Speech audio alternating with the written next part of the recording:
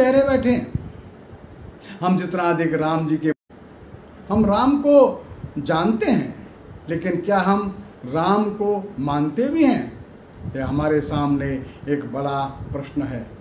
राम के प्रति हमारे हृदय में श्रद्धा अगाध है।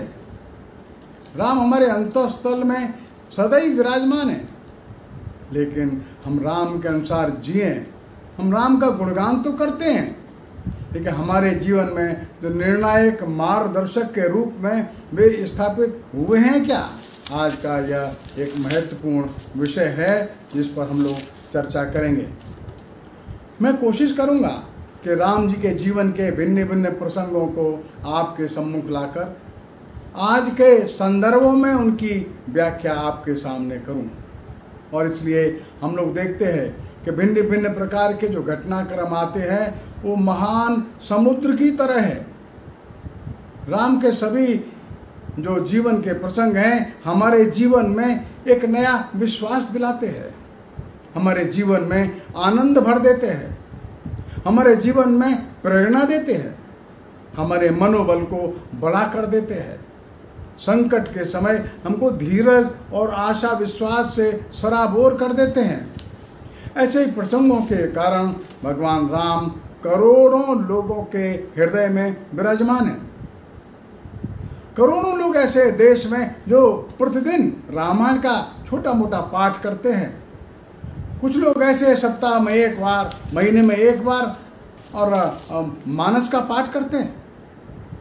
लेकिन राम का जीवन हम गहराई से देखें तो सामान्य मनुष्य जैसा ही जीवन उनका है। उनके सारे जीवन में हमको एक मनुष्य दिखता है, एक सामान्य मानव सा दिखता है, लेकिन वो महामानव के रूप में प्रकट होते हैं।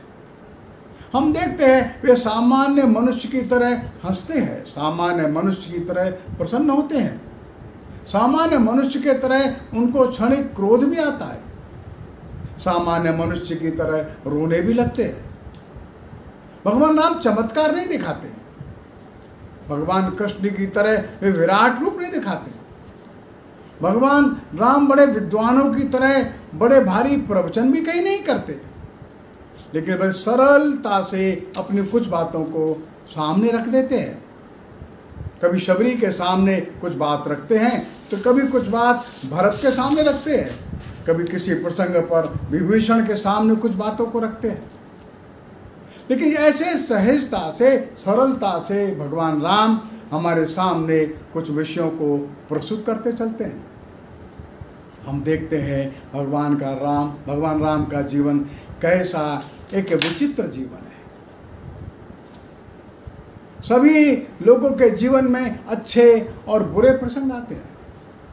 अनेक बार कठिन परिस्थितियां खड़ी हो जाती है, लेकिन राम का जीवन ऐसा है जो विचलित नहीं होता। राम का मन धैर्यवान मन है। राम अधीर नहीं होते। कितनी भी बड़ी परिस्थिति में वे अवसादग्रस्त नहीं होते। हम सभी जानते हैं कि राम का जीवन कैसा है।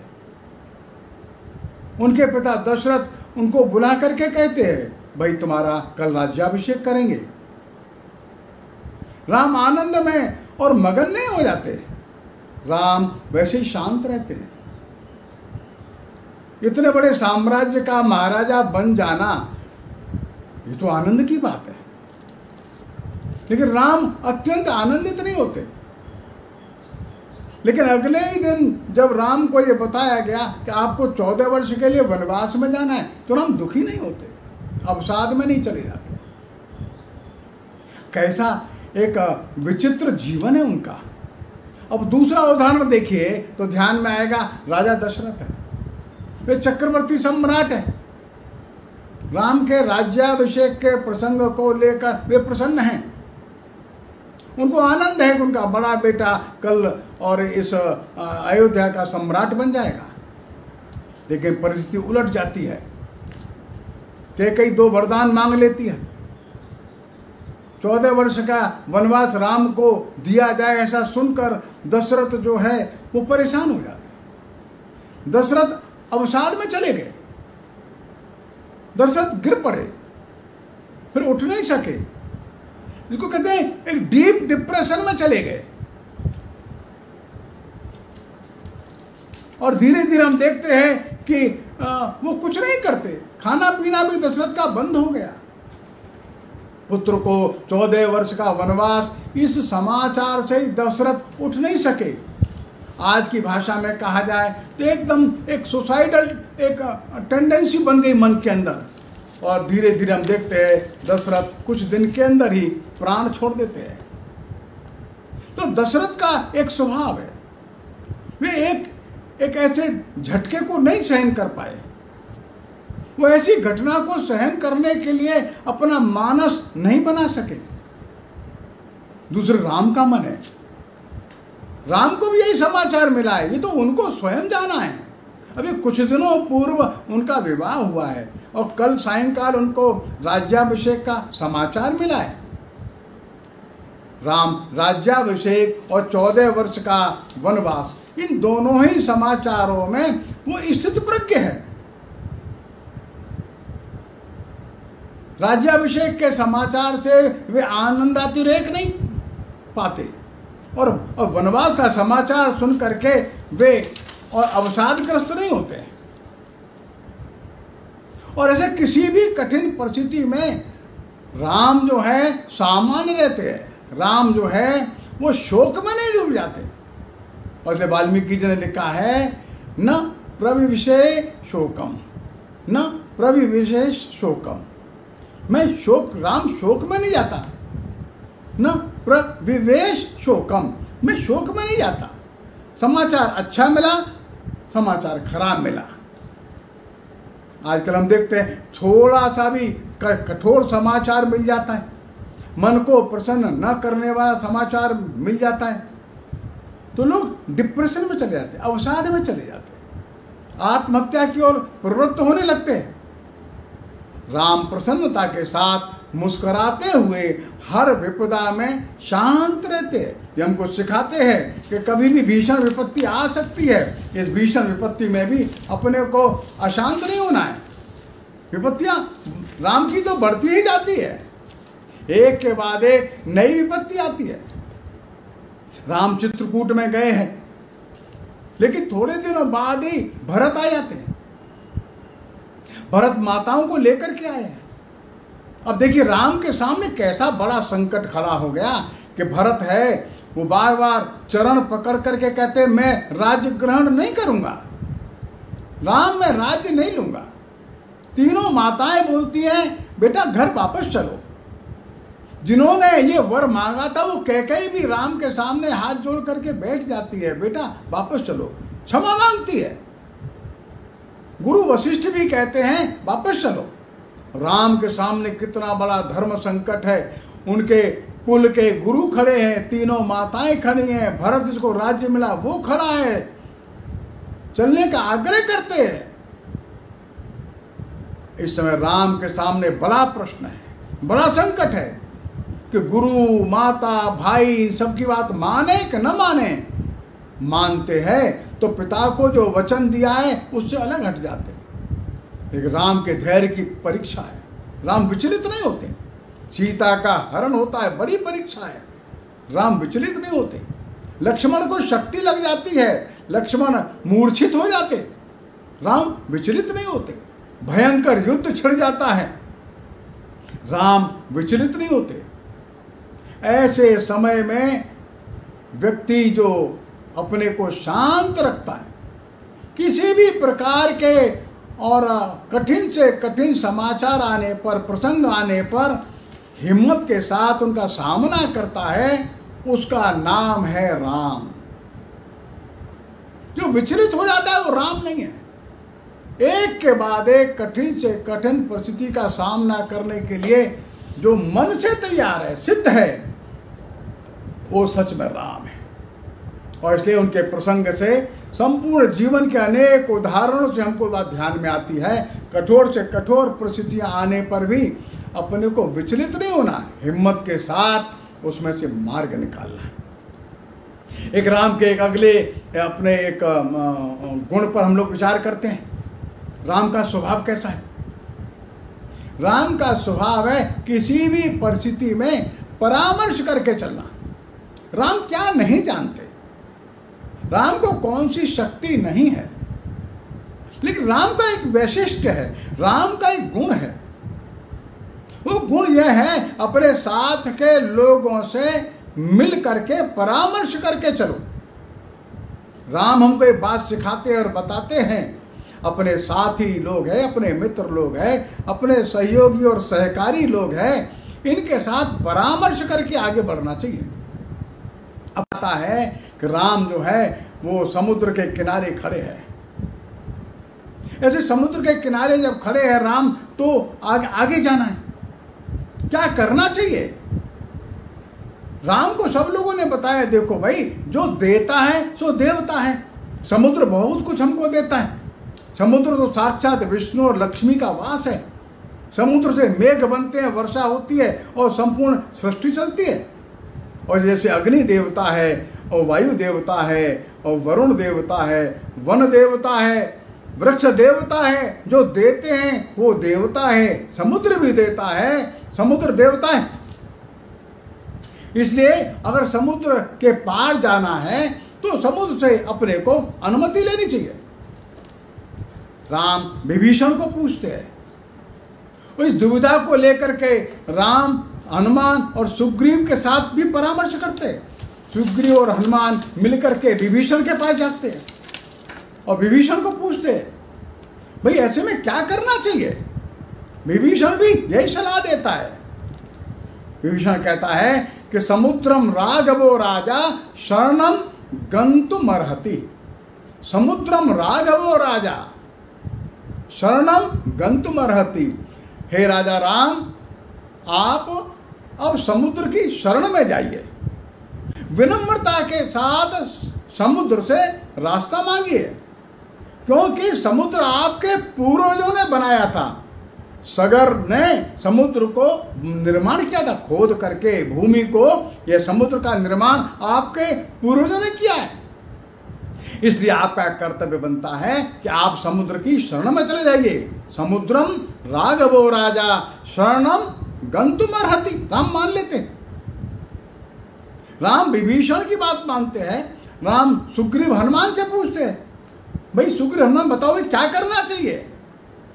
तो जो क्या कहते हैं लक्ष्मण ने जो बात कही है कि भाई देखो भाई, अब विभीषण ने भी यही परामर्श दिया है।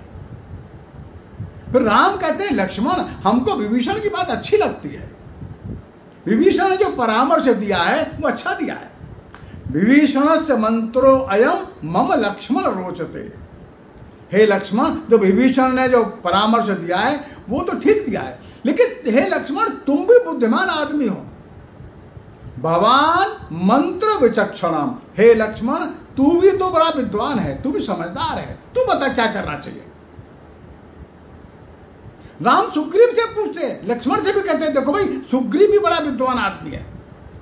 सुग्रीव पंडितो नित्यम। ये सुग्रीव भी बड़ा ज्ञानी है, सुग्रीव भी बड़ा विद्वान है, बड़ा समझदार है। हे लक्ष्मण, जब सुग्रीव के मन की बात ले लो, सुग्रीव क्या चाहता है। सुग्रीव पंडितो नित्यम। ये सुग्रीव जो है ये नित्य पंडित है, ये बड़ा विद्वान है। अब देखिए, राम विभीषण को भी पूछ रहे हैं, सुग्रीव को भी पूछ रहे हैं, लक्ष्मण को भी पूछ रहे हैं और सबको सम्मान देते हुए पूछ रहे हैं। निर्णय राम को करना है, लेकिन इन तीनों चारों जो लोग उनके साथ है, चाहे सुग्रीव है, हनुमान है, लक्ष्मण है, विभीषण है, जो अपने निकटस्थ लोग हैं, उनसे परामर्श किए बिना वे आगे नहीं बढ़ते। इन सबसे परामर्श कर रहे हैं। विभीषण के बारे में भी वो लक्ष्मण और सुग्रीव से कहते हैं, देखो भाई ये विभीषण जो है ये भी बड़ा शूरवीर आदमी है।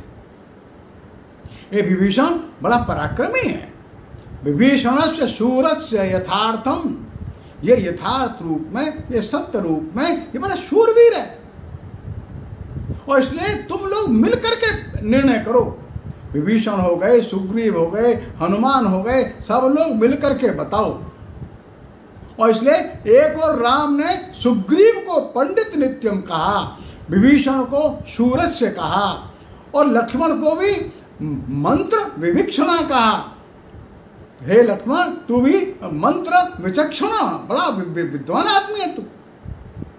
ये जो राम जी का लक्षण है, स्वभाव है, राम सर्वज्ञाता है, राम सर्वसाधन सुलभ है, राम सर्वशक्तिमान है। लेकिन उनके निकट कौन बैठे हैं? हनुमान है, विभीषण है, लक्ष्मण है। इन सबसे परामर्श करते हुए मिलकर के निर्णय करना। क्या हमारे मन के अंदर, हृदय के अंदर राम है? तो अपने साथी, मित्र, सहयोगी, उनके साथ हमारा ऐसा विनम्रता का व्यवहार होता है? समय आने पर, प्रसंग आने पर क्या हम उनके साथ अच्छा परामर्श करते हैं? मिलकर के सहमति बनाते हैं? जैसा वैदिक ऋषियों ने कहा था, ओम संगच्छध्वम संवदध्वम संवो मनांसि जानताम।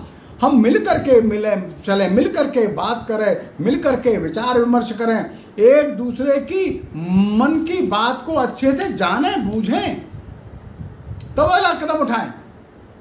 भगवान राम इस सारे पद्धति के प्रतीक है, जानते हैं सब कुछ, लेकिन अपने साथी लोगों के साथ परामर्श करके एक सहमति बना लेते हैं, सबको एक मत कर लेते हैं और कदम कदम पर वो ऐसा परामर्श करते रहते हैं। उनके जीवन में हमें देखते हैं। सेना जो है वो लंका में उतर गई है, अब युद्ध करना ही शेष है, ऐसा प्रसंग आ गया।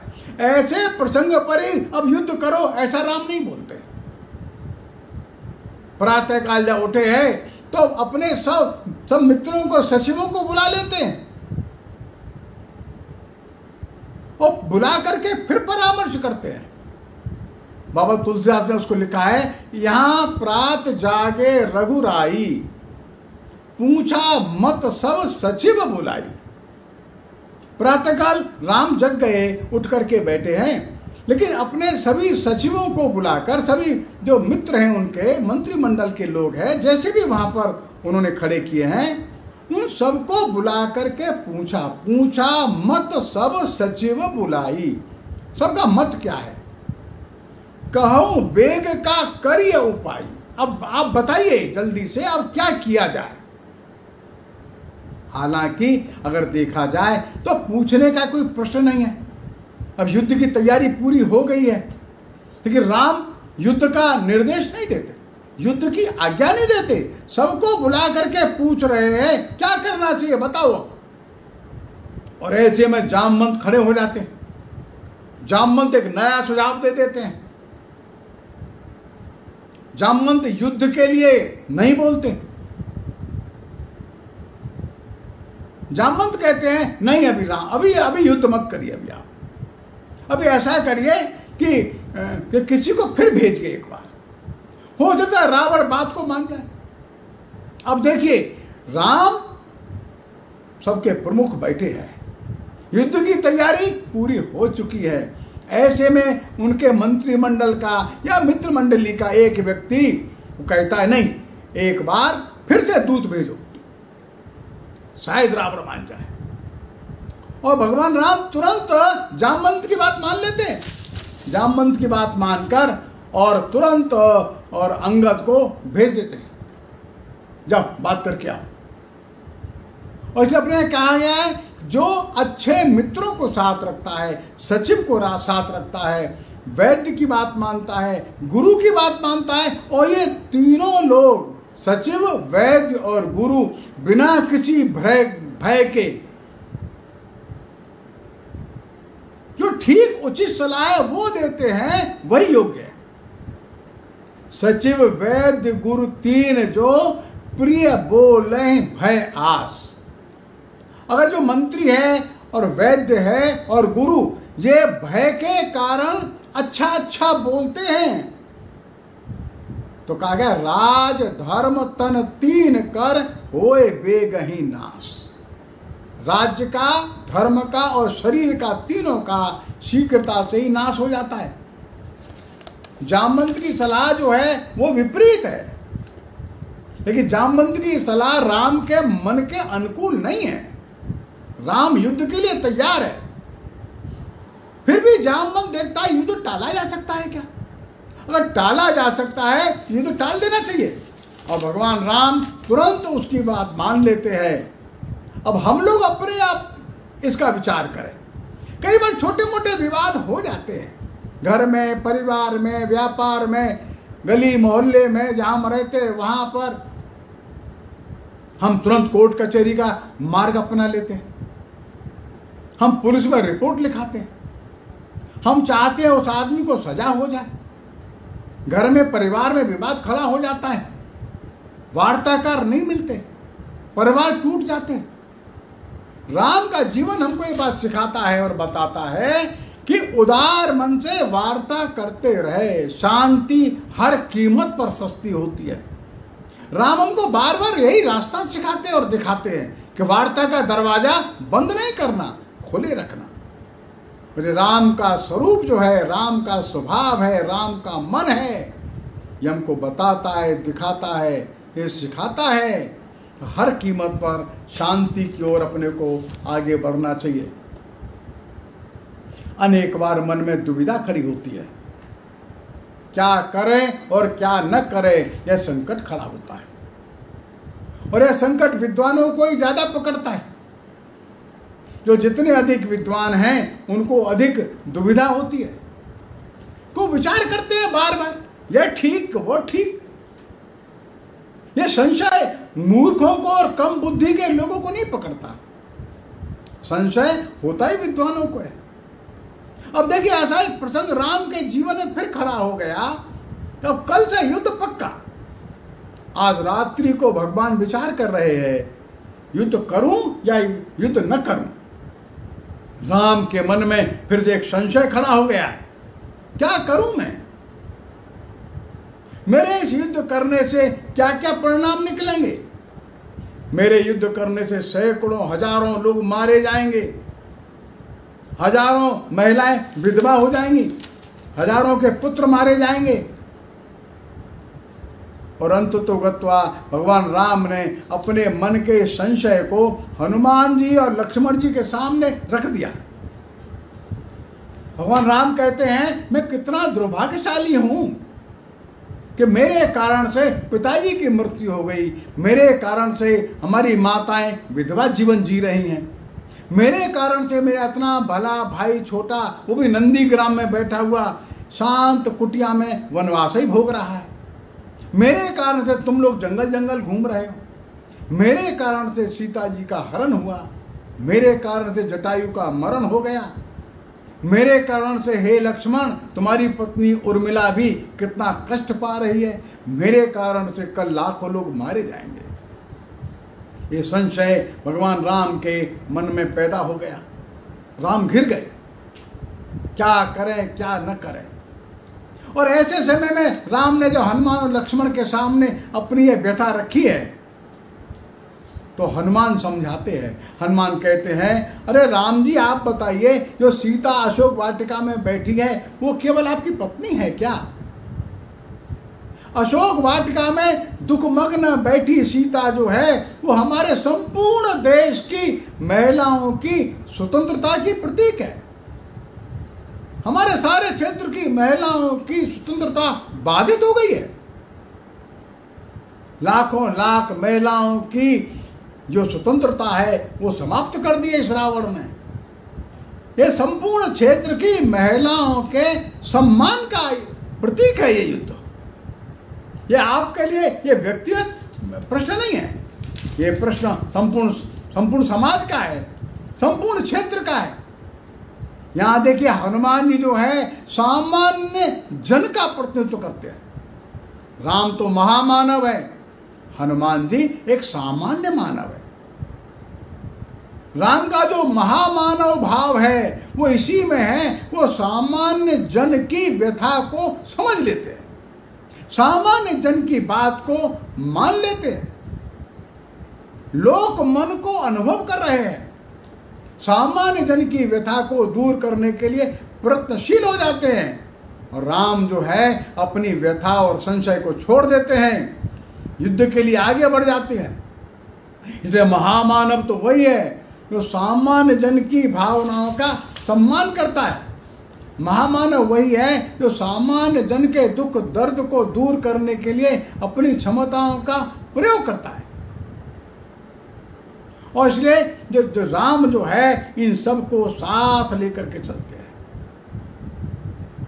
राम जो युद्ध करते हैं ये हर काल का एक शाश्वत नियम है। रावण सीता का जो अपहरण करता है वो मारा गया, रावण सफल नहीं हुआ। लेकिन जो राम का जो युद्ध है ये केवल रावण से युद्ध नहीं है, एक व्यक्ति से युद्ध नहीं है। राम सबको लेकर इस अत्याचारी रावण के विरुद्ध लोगों को जुटा लेते हैं। लेकिन लोग भी बहुत सावधान रहते हैं। सामान्य जन तुरंत अत्याचार के विरोध में अपनी राय प्रकट करता है। अत्याचार के विरोध में लड़ने के लिए सामान्य जन तैयार हो जाता है। लेकिन बड़े बड़े लोग जो है वो बहुत ध्यान से देखते हैं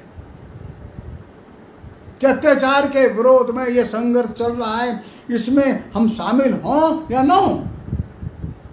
उदाहरण के लिए जब देश में स्वतंत्रता का संघर्ष चल रहा था तो संघर्ष करने वाले लोग बहुत कम आते थे। बड़े बड़े लोग थे, बड़े बड़े विद्वान लोग थे, वे सामने नहीं आते थे। बहुत कम लोग उनमें से आते थे। बड़े बड़े व्यापारी लोग थे, बहुत कम लोग आते थे। बड़े बड़े राजे और महाराजे थे, वो लोग संघर्ष करने के लिए सामने बहुत कम आते थे। वो कौन हार रहा है और धीरे से अपना मत वे तब प्रकट करते हैं जब देख लेते हैं और समझ जाते हैं कि अब ये पक्ष जीतने वाला है। बड़ा सुंदर वर्णन राम जी के चरित्र में है। सुंदर वर्णन क्या है? ये देवता लोग भी ध्यान से देख रहे हैं कौन जीतेगा कौन हारेगा। राम रावण युद्ध है, रावण तो किसी से हारा ही नहीं है।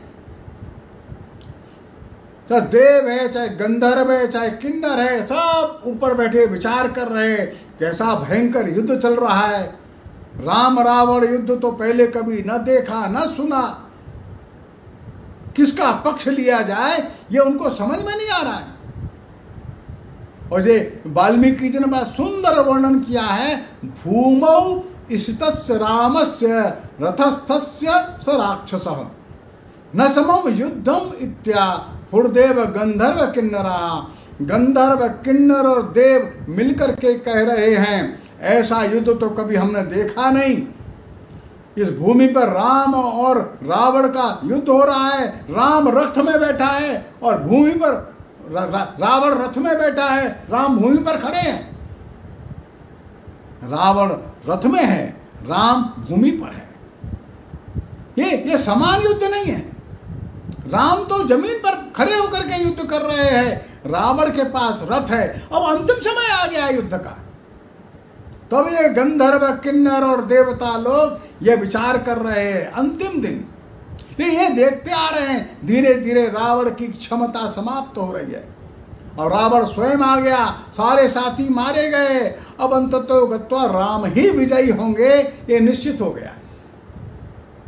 अंतिम क्षण जो है वो इंद्र निर्णय करते हैं, अरे भाई अब राम जीत ही रहे हैं, तो अपने सारथी को बुलाता है। अरे भाई हमारा रथ और राम जी के लिए ले जाओ।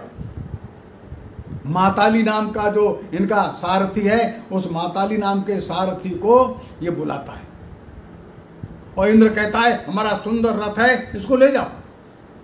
अरे हम पूछते हैं, सामान्य जन ये पूछता है, जब राम रावण का युद्ध हुआ था पहले दिन से राम तो पैदल ही लड़ रहे हैं। राम के पास तो कोई ज्यादा साधन नहीं है। उस दिन इंद्र को ध्यान में नहीं आया, उस दिन गंधर्व किन्नरों को ध्यान में नहीं आया, बड़े बड़े जो लोग थे उनको ये स्मरण में नहीं आया कि रावण के साथ ये युद्ध चल रहा है। लेकिन जब देख लिए कि राम ही विजयी होंगे तो माताली अपना रथ लेकर के पहुंच जाता है। राम उस रथ को ले लेते हैं। राम रथ की परिक्रमा करते हैं और रथ को स्वीकार करते हैं। राम रथ में बैठ जाते हैं। अब हम लोग विचार करें, हमारे पास संसाधन रहते हैं, हम किसके पक्ष में कब खड़े होते हैं। हम भी कई बार निश्चित करते हैं कौन जीत रहा है कौन हार रहा है, शक्ति किसके पास कितनी है। और इसे समाज में ऐसे लोगों की कमी नहीं है जो धैर्य से इस बात की प्रतीक्षा करते हैं, जो जीत रहा है उसके साथ खड़े हो जाते हैं। राम का जीवन ये संदेश देता है, नहीं ऐसा नहीं, ऐसा मत करो। अगर सामर्थ्य भगवान ने दिया है तो धर्म के साथ खड़े होना है। शक्ति कम होगी ज्यादा होगी ये अलग कुछ है। राम एक नया संदेश देते हैं। जब विभीषण युद्ध भूमि पर खड़े हैं और रावण का शरीर अंत हो गया, रावण मारा गया, राम ने कहा विभीषण तुम्हारा भाई था, ये अब चला गया, अब इसका संस्कार करो। विभीषण कहते हैं नहीं, भाई तो था लेकिन बड़ा दुराचारी था और इसलिए मैं इसका संस्कार करने का मेरा मन नहीं है। विभीषण तैयार नहीं होता। राम कहते नहीं विभीषण तुम मेरे भाई के समान हो, तुम मेरे भाई के समान हो तो रावण भी मेरे भाई के जैसा ही है, तुम जाओ संस्कार करो। विभीषण फिर भी नहीं मानता है।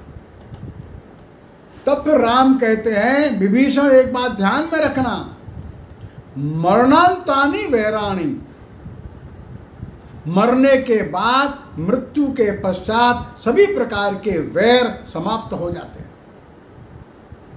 मरणांतानि वैराणि निर्वृत्तम न प्रयोजनम, हमारे प्रयोजन पूरे हो गए।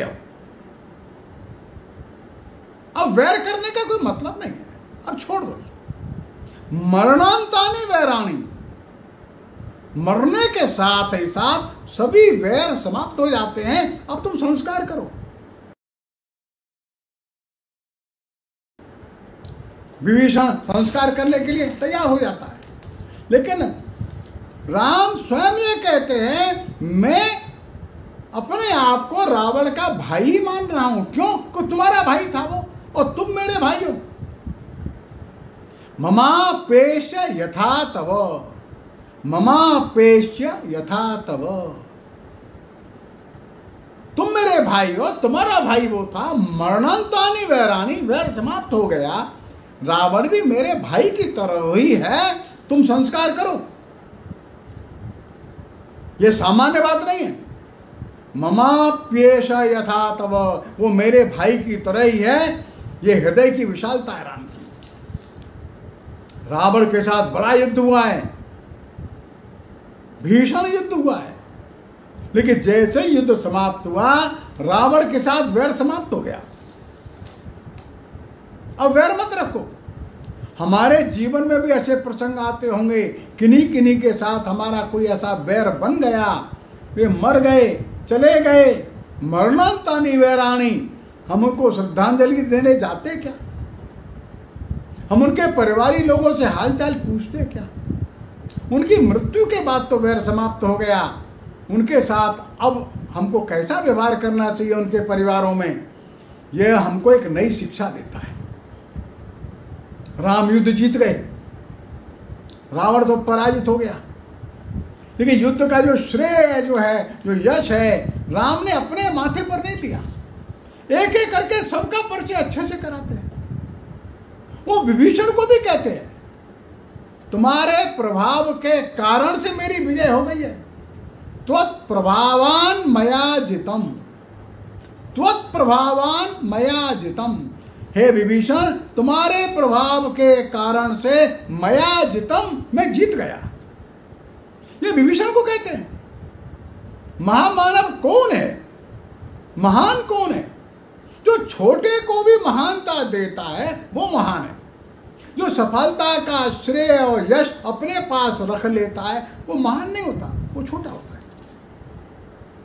और इसलिए अपनी विजय का श्रेय वो कभी हनुमान को देते, कभी लक्ष्मण को देते, कभी सुग्रीव को देते, कभी नल और नील को देते, कभी अंगद को देते। मैंने ऐसा कभी नहीं। जिसका मैं समाप्त हो गया वो राम है, वो रामत्व है।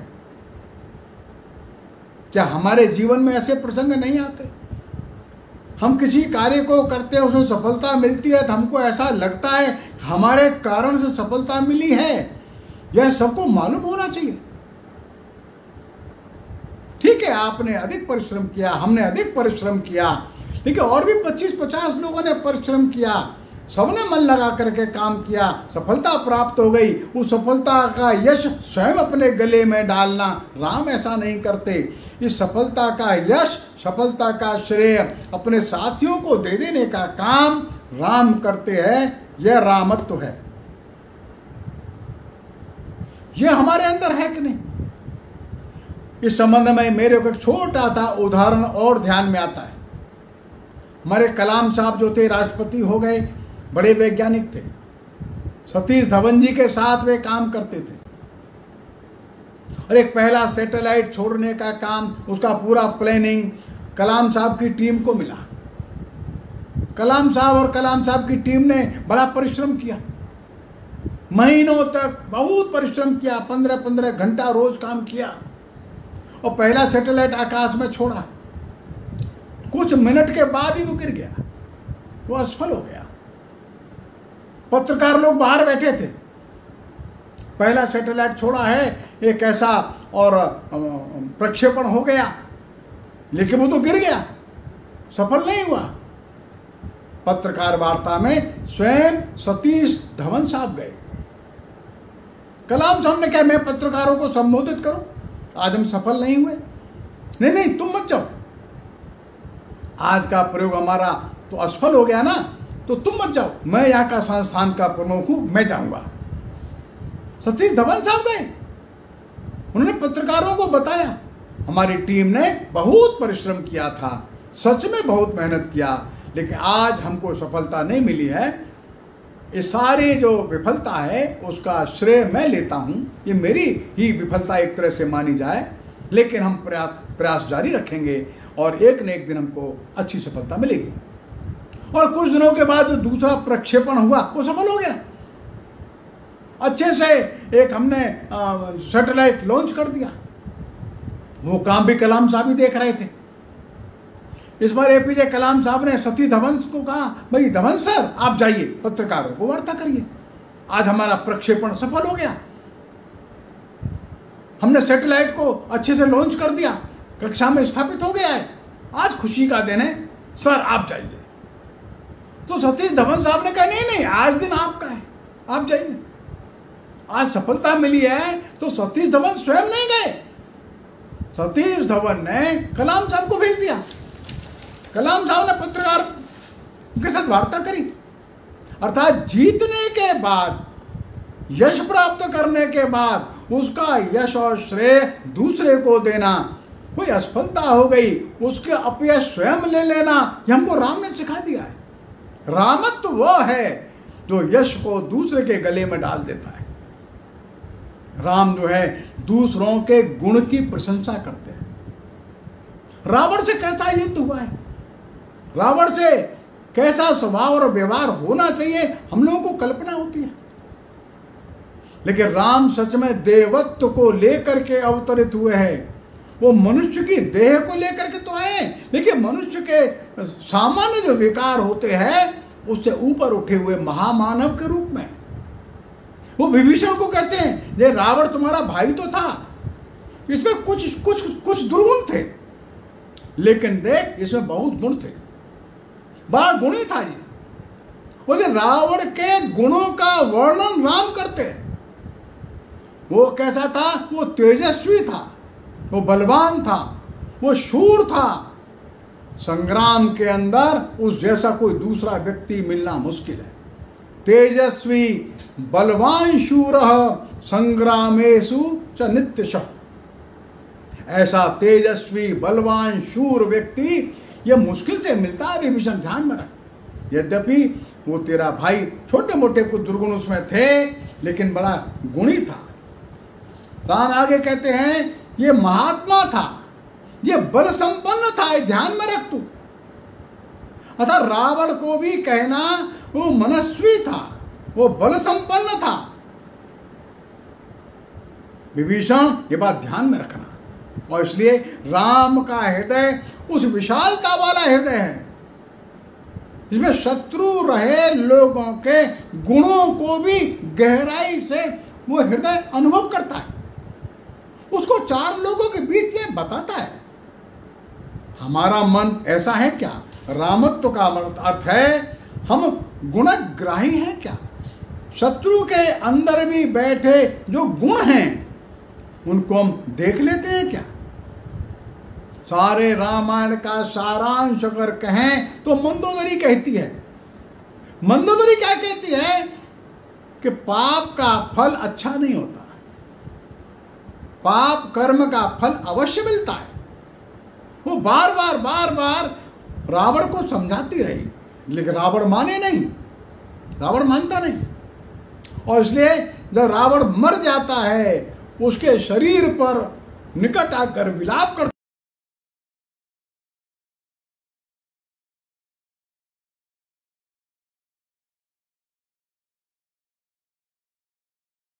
करते फलम पापस्य कर्मण अवश्यमेव, अवश्यमेव, इसमें कोई संशय नहीं है। अवश्यमेव लभते फलम पापस्य कर्मण, पाप के कर्म का फल अवश्य ही मिलेगा। मैं देख रही हूं मेरे इस पति में क्या नहीं था,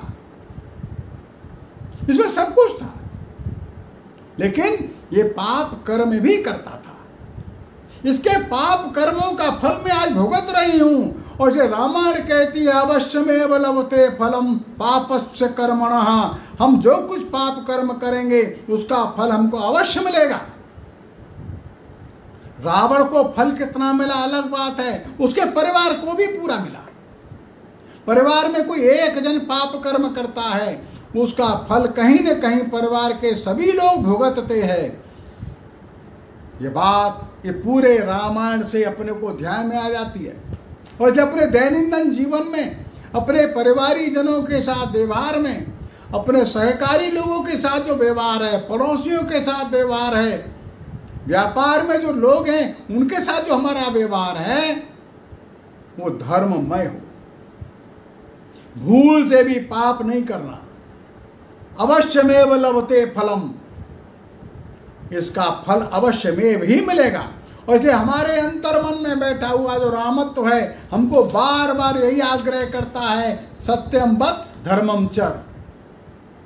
जब लोग कहते हैं राम जो है ये धर्म का अनुग्रही है, धर्म का आग्रही है। मंदोदरी का जो विलाप है ये धरती की समस्त स्त्री जाति का विलाप है। मंदोदरी ने कोई पाप कर्म नहीं किया है, लेकिन फल उसको भुगतना पड़ रहा है। रावण के बच्चों ने तो उतना पाप कर्म नहीं किया है, फल भुगतना पड़ रहा है। पुरुष पाप करते हैं उनका कर्म फल परिवारी जनों को मिलता है। मंदोदरी का जो विलाप है इस धरती पर समस्त स्त्री जाति का विलाप है।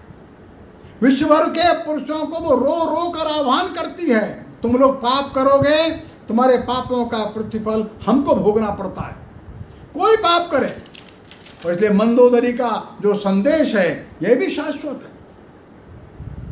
राम को 14 वर्ष का वनवास हुआ है, वे प्रतिबद्ध हैं अपने वचन के प्रति।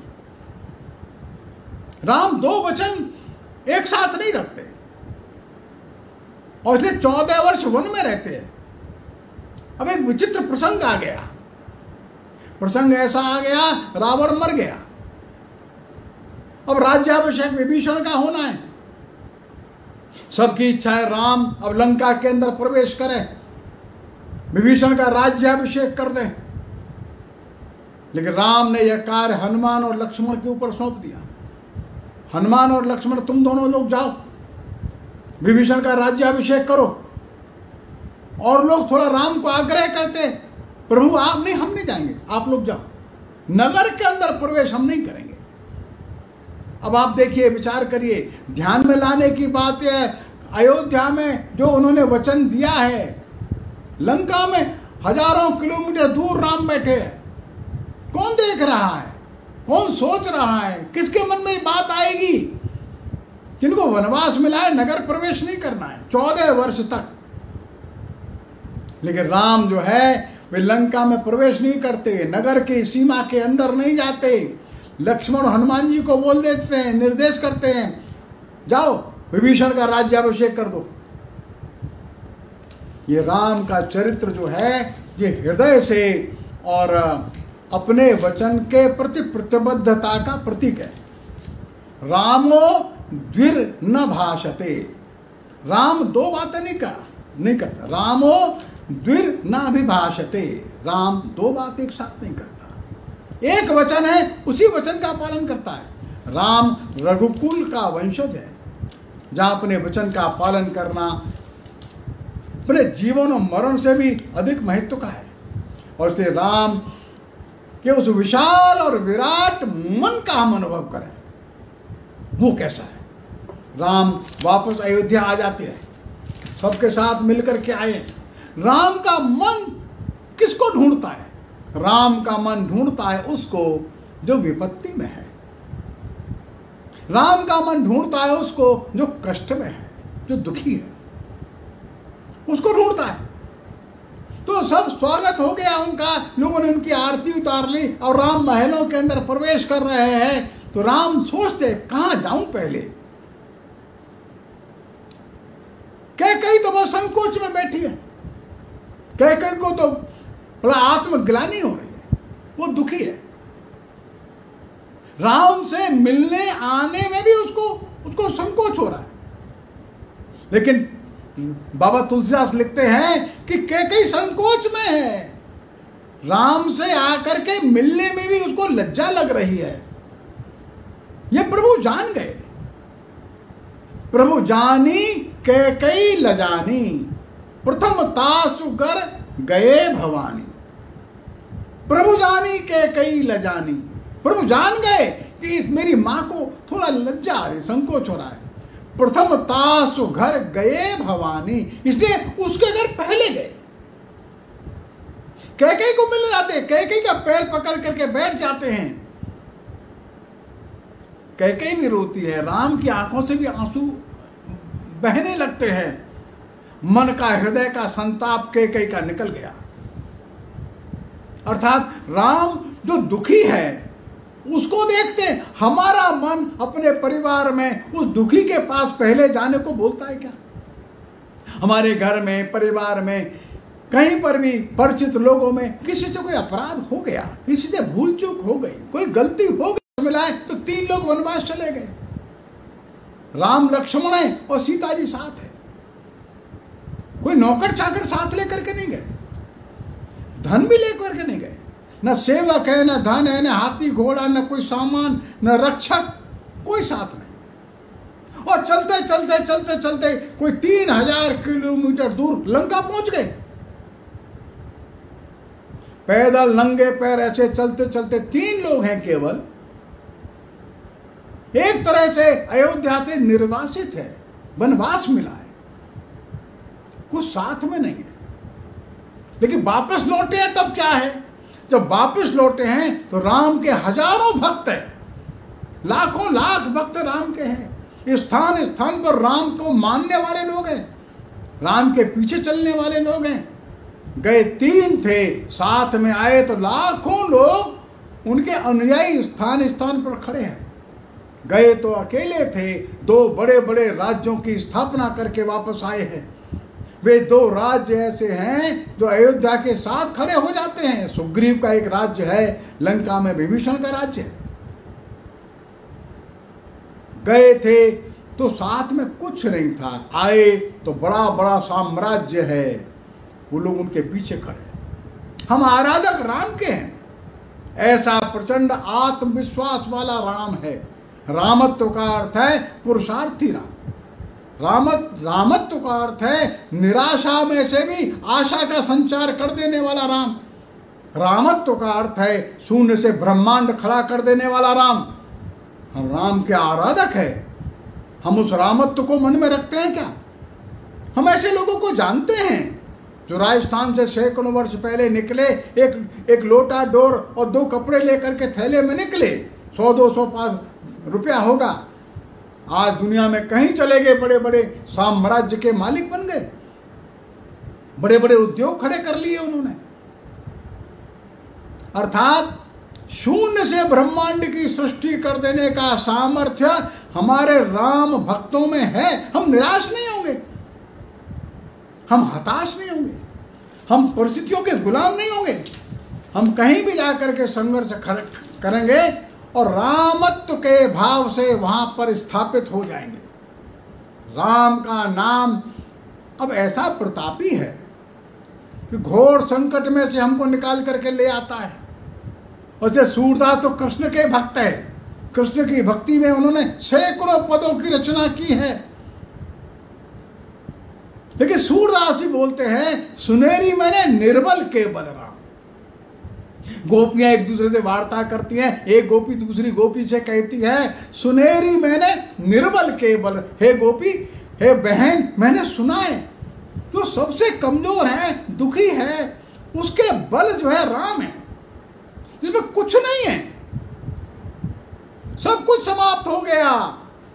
अपबल तपबल और बाहुबल चौथो बल है दाम, सूर किशोर कृपा ते सब बल हारे को हरिना। कोई बल नहीं बचा, कोई सामर्थ्य नहीं बचा, न धन बचा, न परिवार में कोई व्यक्ति बचा, कुछ नहीं बचा, सब समाप्त हो गया। उसको भी बल देता है राम, हारे को हरिना। सुनेरी मैंने निर्बल के बल राम। हम तुलसी की रामायण को देखें, बाबा ने रामायण कब लिखी है? बाबा ने रामायण लिखी है रामचरितमानस आज से 500 वर्ष पूर्व। क्या प्रसंग है तब? चारों ओर इस्लाम का शासन है, मंदिर टूट गए, राजा हार गए, सेनाएं समाप्त हो गई, सारा शासन प्रशासन इन मुसलमानों के हाथ में आ गया, विधर्मियों के हाथ में आ गया, पूजा पाठ भी कठिन हो गया, बड़े बड़े विद्यालय विश्वविद्यालय नष्ट हो गए, स्नान करने के लिए भी तीर्थ में जाकर के टैक्स देना पड़ता है। ऐसे कठिन समय में बाबा तुलसीदास ने राम का नाम लेना सिखाया, मानस लिख दी, रामलीला कराई, राजा रामचंद्र की जय बुलवाया, और देखते देखते रामचरितमानस करोड़ों करोड़ों लोगों के हृदय में बैठ गई। राज्य नहीं था, शासन प्रशासन नहीं था, सारे शक्तियां तो दूसरी तरफ थी, निर्बल के बल राम। तुलसी ने सबको राम पकड़ा दिया, सब राम को लेकर के खड़े थे, और देखते देखते फिर से स्वतंत्र भारत खड़ा हो गया। करोड़ों करोड़ों लोगों के मन में राम ऐसा स्थापित हो गया। वो राम जो है वो शून्य से ब्रह्मांड खड़ा कर देने के सामर्थ्य को रखता है। राम ने कई नियम स्थापित किए हैं, हमको ध्यान में रखना है। दशरथ के 3 विवाह हुए हैं, लेकिन राम ने एक पत्नी व्रत इस देश में स्थापित कर दिया। प्राचीन काल में अनेक विवाह करना ये संपन्नता, समृद्धि और सामर्थ्य का प्रतीक था। जिनमें अधिक सामर्थ्य है, जो अधिक संपन्न है, वे अनेक विवाह कर सकते थे। और विवाह एक प्रकार से राजनीतिक ताकत का, शक्ति का प्रतीक भी था। जहां से वो कन्या आती थी, वहां के लोग इस राजा के साथ लड़ाई लड़ने के लिए जाते थे, और इसलिए ये राजनीतिक ताकत का भी प्रतीक होता था। लेकिन राम ने कहा नहीं, एक पत्नी व्रत का पालन मनुष्य को करना चाहिए। और हम लोग जानते हैं प्रसंग ऐसा आ गया, सीता जी को भी दोबारा वनवास हो गया। राम जो है वो अश्वमेध यज्ञ कर रहे हैं। यज्ञ के समय पत्नी को बगल में बैठना है। सभी आचार्य लोग, गुरु लोग मिलकर के सलाह देते हैं, अभी ऐसा प्रसंग आ गया है राम, आपको दूसरा विवाह करना चाहिए, आपके बगल में यहाँ पत्नी बैठेगी। राम मना कर देते। राम कहते नहीं, मेरे एक बार विवाह हुआ है, मेरी पत्नी सीता ही है, वो जहां भी है वो मेरी पत्नी है, मैं दूसरा विवाह नहीं कर सकता। अनेक प्रकार के आग्रह उन्होंने टाल दिए, और अंततः तो हम जानते हैं अधिक विवाह करने की परंपरा राम के परिवार से समाप्त हो गई। हम लोग देखें तो राम के परिवार को अपने को समझना होगा। राम का परिवार ये रामत्व का एक जीवंत उदाहरण है। राम का परिवार व्यवहार कैसा करता है। तो राम फिर से अयोध्या में आ गए, राम का राज्याभिषेक हो गया, राम महाराजा बन गए। अब उनको एक युवराज की आवश्यकता है। उन्होंने लक्ष्मण को बुलाया, लक्ष्मण तुम युवराज का स्थान ग्रहण कर लो, मेरे बगल में बैठना। लक्ष्मण पैर पकड़ लेता है, नहीं नहीं, मैं युवराज बनने वाला नहीं। ये है राम का परिवार, अर्थात चक्रवर्ती सम्राट के बगल में बैठकर जो दूसरा स्थान है वो युवराज का है, और लक्ष्मण मना करता है, नहीं भैया हम नहीं बनेंगे। तो राम ने भरत को युवराज बनाया। एक भाई दे रहा है, वो स्वीकार करता ही नहीं, ये राम का परिवार है। हालांकि भरत भी बहुत मना करते हैं, लेकिन बाद में राम के आग्रह, सबके आग्रह पर मान जाते हैं। तो ये राम के घर में लेने की प्रतिस्पर्धा नहीं है, देने की प्रतिस्पर्धा है। और इसलिए भरत जब चित्रकूट जाते हैं राम को वापस लाने के लिए, तो अलग प्रकार की प्रतिस्पर्धा है। भरत का मन देखिए ना, भरत जो है वो जब वापस आते हैं ननिहाल से, तो अपनी माँ को क्या कहते हैं, जननी मैं न जीऊं बिन राम। हे माँ, मैं राम के बिना जिंदा ही नहीं रह सकता, तुमने किया क्या ये, मैं राम के बिना नहीं रह सकता। ये भरत का मन है। भरत को राज्य मिल गया है, इस राज्य गद्दी को स्वीकार करना भरत करते ही नहीं, मानते ही नहीं। और इसलिए एक और राज्य मिल रहा है, राज्य को स्वीकार न करता है, यह भरत है। जब चित्रकूट में गए हैं तो राम समझाते हैं, भरत तुम साम्राज्य ले लो, राज्य तुम करो, पिताजी कह करके गए। भरत मानते नहीं। ये राम का घर है। कोई दुनिया में ऐसा उदाहरण मिलेगा कि चक्रवर्ती सम्राट का राज्य है, उसको एक भाई दूसरे भाई को दे रहा है और कोई लेने को तैयार नहीं हो रहा है। ये विश्वास करना भी लोगों को कठिन है। जब भरत आ रहे चित्रकूट को, तो बड़ी सेनाएं पीछे, गुरु लोग चल रहे, माताएं चल रही हैं, हजारों लोग हैं। ऊपर लक्ष्मण पहाड़ से देखते हैं, लक्ष्मण के मन में थोड़ी देर को संदेह हो गया। उनको लगता है इस भरत के मन में राज का मद आ गया, राज का अहंकार आ गया। राम को कहते हैं, भैया ये भरत इतनी बड़ी सेना लेके क्यों आ रहा है, मेरे समझ में नहीं आ रहा है। मुझको लगता है ये राज्य पाने के बाद इसके मन में अहंकार आ गया, मद आ गया। देखिए राम का भरोसा कैसा है। राम का जो भरोसा भरत के प्रति है वो अटूट है।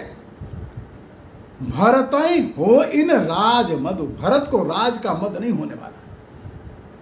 इसको चाहे विष्णु और शिव का स्थान भी क्यों न प्राप्त हो जाए, तब भी इसको राज्य का अहंकार प्राप्त नहीं होगा। इसको ध्यान में रखो, तुम भरत को समझो। हो इन नृप मधु भरत भाई, राज्य प्राप्त करने का जो अहंकार है, मद है, यह भरत को नहीं होता है। इतना भरोसा राम को भरत के प्रति है।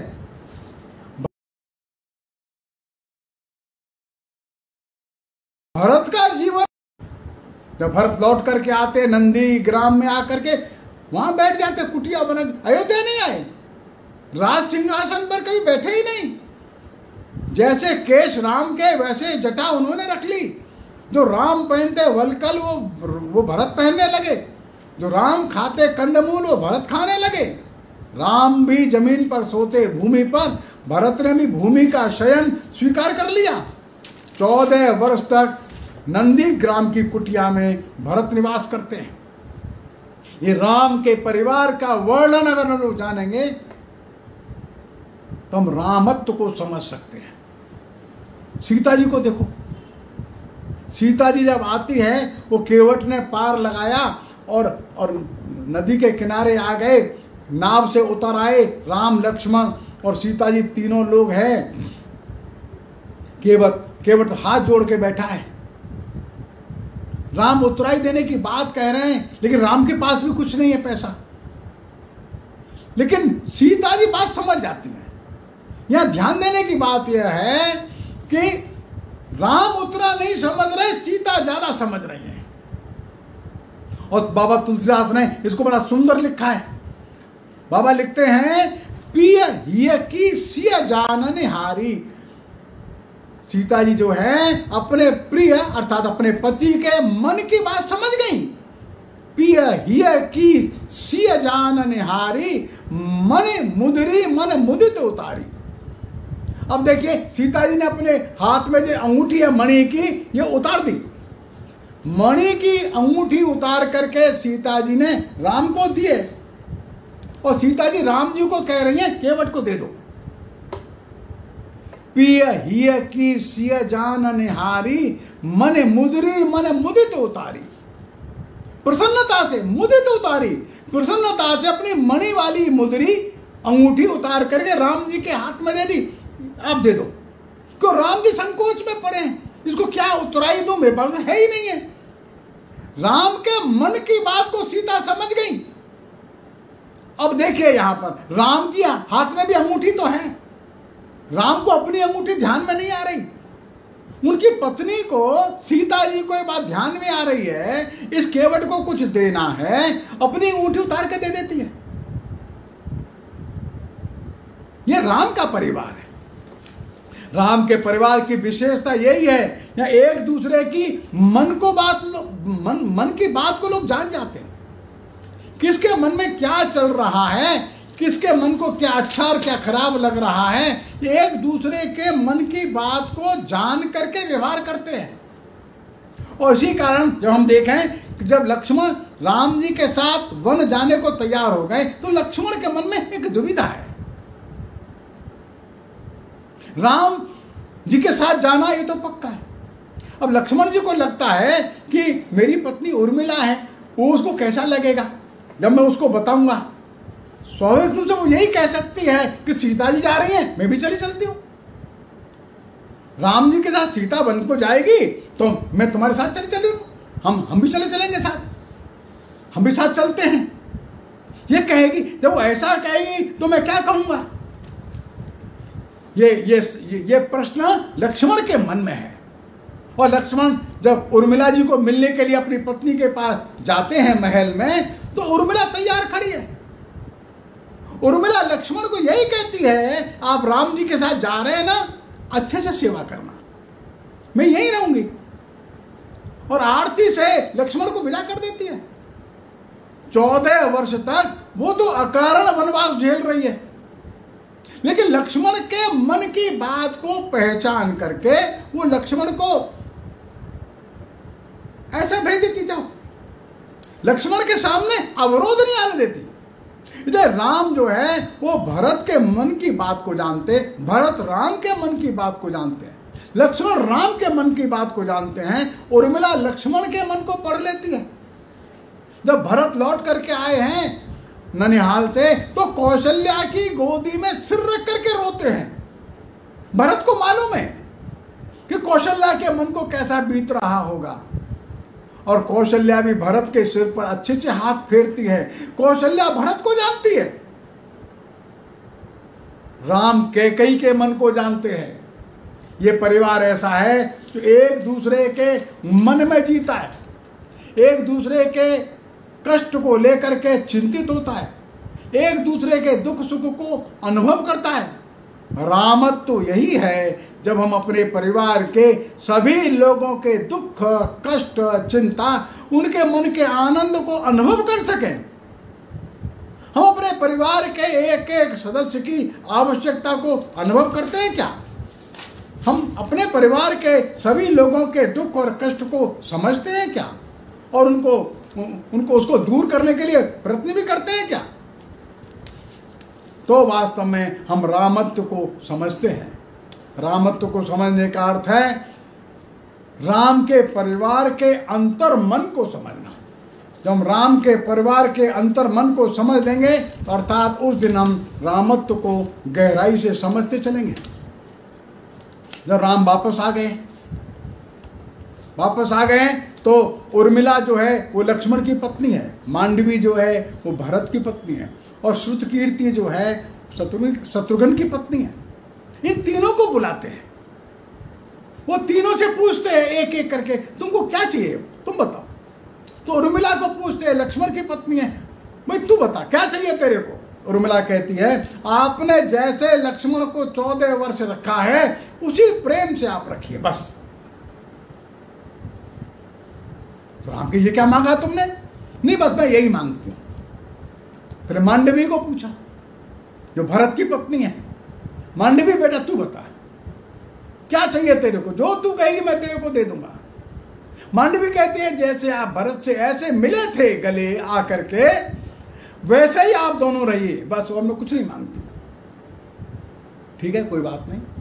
और श्रुतकीर्ति जो शत्रुघ्न की पत्नी है उसको पूछते हैं, अच्छा तू तो बता तेरे को क्या चाहिए। एक चक्रवर्ती सम्राट है, वो शत्रुघ्न अर्थात छोटे भाई की पत्नी को पूछता है, श्रुतकीर्ति बता। श्रुतकीर्ति कहती है आपने जो वस्त्र वहां पहने थे जब 14 वर्ष जंगल में रहे थे, उसमें जो शेष है वो मेरे को दे दो। राम को आश्चर्य होता है, उन वस्त्रों का तुम क्या करोगी। तो श्रुतकीर्ति बोलती है मैं उनको संभाल करके रखूंगी, जिससे कि रघुकुल में आने वाली पीढ़ियों के नए जो वंशज होंगे, युग युग तक आने वाली जो संततियां होंगी, उन वस्त्रों को देखेंगी और ध्यान में रखेंगी कि रघुकुल में एक राजा हुआ था जिसको 14 वर्ष का वनवास हुआ था। पिता की आज्ञा मानता हुआ वो वनवास चला गया और 14 वर्ष इन वस्त्रों को पहन करके वो वहां रहा, और इसलिए लोभ मोह से दूर अगली पीढ़ी रहे।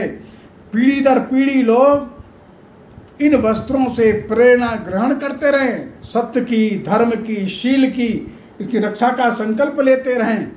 इन वस्त्रों को मैं संभाल करके रखूंगी, ये श्रुतकीर्ति मांगती है।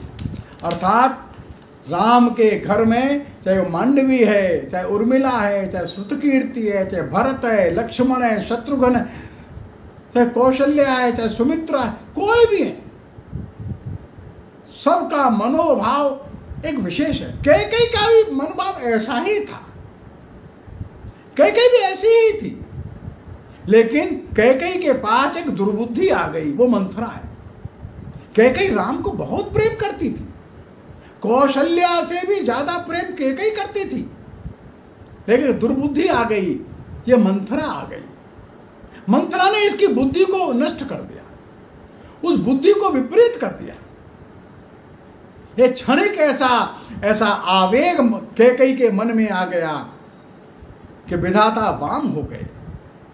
क्षण मात्र को बुद्धि नष्ट हुई तो बुद्धि नश्यात् प्रणश्यति, बुद्धि के नष्ट होते ही व्यक्ति अपने स्थान से गिर जाता है। बाद में कैकेयी को जब होश आया, जब उसको ज्ञान आया, तब उसको ध्यान में आया सर्वनाश हो चुका था।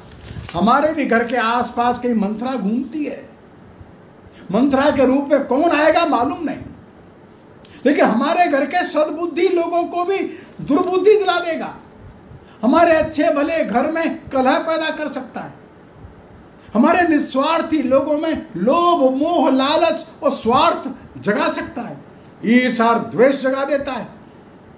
इस मंथरा से सावधान रहना है। हर घर में, हर परिवार के आसपास मंथरा घूमती है, अपने नए नए वेश में आती है, इसलिए अपने को ध्यान में रखना है। इस पूरी रामायण में सर्वाधिक हमको जो प्रभावित करता है वो चरित्र है जटायु का। जटायु तो बड़ा शक्तिशाली नहीं है, जटायु छोटा है, वही पास में रहने वाला कोई जीव है, एक कोई व्यक्ति है। वो देख रहा है ये महिला रोती जा रही है, रावण अपहरण करके ले जा रहा है। उस समय जटायु खड़ा होता है। उस जटायु का सामर्थ्य तो रावण के सामर्थ्य के तुलना में कुछ भी नहीं है, लेकिन जटायु हिम्मत नहीं हारता है, रावण से संघर्ष करता है और अंततः तो घायल हो जाता है, तो गिर पड़ता है। लेकिन जब राम और लक्ष्मण ढूंढते ढूंढते सीता को आते हैं तो जटायु के साथ राम की वार्ता होती है। तो जटायु राम को बताता है तुम्हारी सीता को ऐसा लगता है रावण दक्षिण दिशा में ले गया, एक महिला को ले तो गया है, वो रोती हुई जा रही थी, मैंने कोशिश की उसको छुड़ाने की, लेकिन उसने मेरी दुर्गति कर दी, इसलिए मैं अब अंतिम सांस ले रहा हूं। मैं आपकी ही प्रतीक्षा कर रहा था कि कोई आएगा तो उसको बता दूंगा मैं, इसलिए मैंने आपको बता दिया है, मेरा काम पूरा हो गया, अब मेरा समय अंतिम आ गया। अतः जटायु जो है ये बहुत शक्तिशाली नहीं है। रावण के शक्ति की तुलना में इसकी ताकत बहुत कम है, लेकिन कहीं अत्याचार होता देख रहा है, अपराध होता देख रहा है, किसी महिला को कष्ट में देख रहा है, संघर्ष करने आता है और मरते दम तक संघर्ष करता है। ये जटायु का जो भाव है ये सनातन भाव है। हर युग में जटायु रहता है, हर युग में अत्याचारी भी रहता है। रावण भी हर युग में मिलेगा, जटायु भी हर युग में मिलेगा। हमारे अंदर अगर रामत्व है तो हम जटायु के भाव को अपने मन के अंदर जीवंत रखते हैं क्या? ये महत्व की बात है। जहां के अत्याचार होता है हम उसका विरोध करते हैं क्या? हम उसके विरोध में खड़े होते हैं क्या? और जितना सामर्थ्य परमात्मा ने हमको दिया उस सामर्थ्य से वहां पर होने वाले अत्याचार अधर्म का विरोध करने के लिए हम अपनी शक्ति से खड़े हो जाते हैं क्या? सच में यह रामत्व है। और इस कारण से भगवान राम उस जटायु का अंतिम संस्कार वैसे ही करते हैं जैसा कोई पुत्र अपने पिता का करता है। और इसलिए कहते हैं कि जटायु को भी वो सदगति प्राप्त हो गई। ये आमिष भोजी था, राम से मिलने भर के लिए वो जीवित था। जैसे राम को पूरी बात बता दूं, अर्थात रामत्व का भाव यह है कि हमारे अंदर का जटायु भी जीवित रहे, वो जिंदा रहे। ये राम की कथा ऐसी कथा है जो युग युग से चली आ रही। राम ने ग्रंथ नहीं लिखे, राम ने बड़े उपदेश नहीं दिए, राम ने चमत्कार भी नहीं दिखाए। भगवान कृष्ण बड़े सामर्थ्यवान हैं, वे अपना विराट रूप दिखा सकते हैं। भगवान कृष्ण बड़े विद्वान हैं, वे गीता जैसा उपदेश भी दे सकते हैं। लेकिन राम बिल्कुल सामान्य मनुष्य की तरह रहते हैं। सामान्य मनुष्य के जीवन में एक असामान्य दैवत्व का प्रकटीकरण करते हैं, वो रामत्व है। राम जो है एक आदर्श पुत्र की तरह है, एक आदर्श भाई की तरह है, आदर्श पति की तरह है, आदर्श राजा हैं, कुशल सेनापति है, योग्यतम शिष्य हैं, आदर्श मित्र हैं, नीति में निपुण हैं। और इसलिए अनंत काल से और आगे अनंत काल तक इस धरती पर वे मर्यादा पुरुषोत्तम के रूप में स्थापित हो गए। राम को हम क्या कहें, कोई भी विशेषण जो है उनके लिए अधूरा रह जाता है। एकमात्र जो उनके लिए विशेषण उपयोग में आता है वो केवल धर्म का है। हम राम को मानते हैं, राम धर्म के ज्ञाता है, राम धर्म के व्याख्याता है, राम धर्म के धुरीण हैं, राम धर्म के प्राण हैं, राम धर्म के रक्षक है, राम साक्षात विग्रहवान धर्म है। ऐसा लगता है कि राम धर्म के रूप में जन्म ले लिए हैं। धर्म साक्षात जन्म लेकर मनुष्य रूप में इस धरती पर प्रकट हुआ है। इसलिए कहते हैं रामो विग्रहवान धर्म, विग्रह के रूप में धर्म प्रकट हो गया, शरीर धारण करके धर्म अवतरित हो गया, वो राम है। यदि राम को देखना है तो राम को ही देखिए, राम के अंदर देखिए, राम का जीवन देखिए, राम का आचरण देखिए, राम का व्यवहार देखिए, राम का परिवार देखिए, तो हमको ध्यान में आएगा हमारे अंदर का राम वो जीवंत है या नहीं। मैं अंदर से राम हूं या नहीं। मैं राम नाम लेता हूं, लेकिन मेरे जीवन में राम प्रकट कैसा होता है। और इसलिए सनातन काल से हजारों वर्षों से राम का जो चरित्र है इस देश में इतना गहराई से बैठ गया है कि जन्म से लेकर के मृत्यु तक राम के बिना जीवन अधूरा रहता है। लेकिन राम हमारे जीवन का एक मार्गदर्शक तत्व बन जाए, हर समय हमको क्या करणीय क्या अकरणीय यह भेद ध्यान में दिलाता रहे।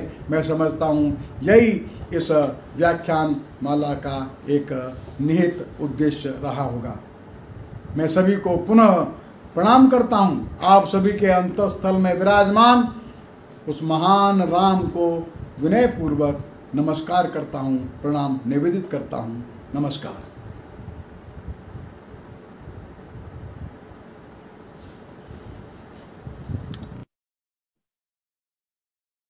जय श्री राम। अहम रामः अस्मि, मैं राम हूँ।